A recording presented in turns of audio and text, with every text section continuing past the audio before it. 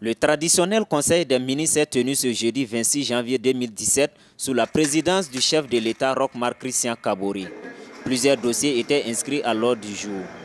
Au titre du ministère de l'administration territoriale, de la décentralisation et de la sécurité intérieure, le Conseil a examiné un projet de loi relatif à la mise en œuvre d'une carte d'identité biométrique de la CEDEAO. Ce projet de loi, donc, s'il est accepté lors de sa présentation à l'Assemblée nationale, permettra donc dans un délai de 5 ans de remplacer les 8 millions de cartes d'identité nationale en circulation. Il faut savoir que c'est une recommandation de la CEDEAO, que certains pays comme le Sénégal et le Mali l'ont déjà mise en œuvre et que cela doit permettre de faciliter la libre circulation des personnes et des biens dans l'espace, mais également de mieux contribuer à la lutte contre le terrorisme et la criminalité transfrontalière.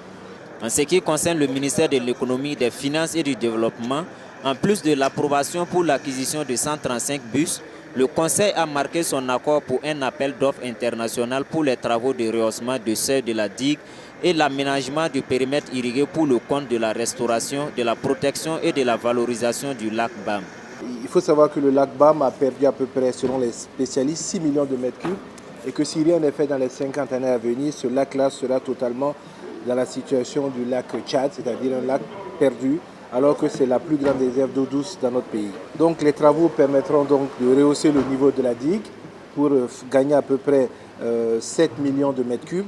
mais également de valoriser le lac BAM en ce qui concerne la production additionnelle de riz, de maïs,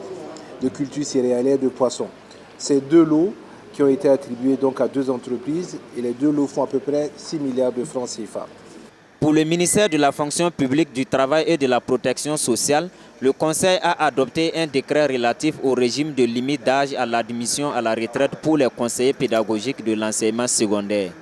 Il faut savoir que suite à des négociations de 2011 entre le gouvernement et les syndicats, il était permis donc à ce que ces conseillers-là passent à la catégorie P7. Mais malheureusement, depuis tout ce temps, il n'y a pas eu de décret pour permettre ce passage de catégorie, ce qui fait qu'aujourd'hui, certains travaillent sans avoir de rémunération, d'autres n'ont pas pu passer donc, au niveau de la catégorie comme convenu. Donc ce décret permet de réaliser définitivement ce problème-là.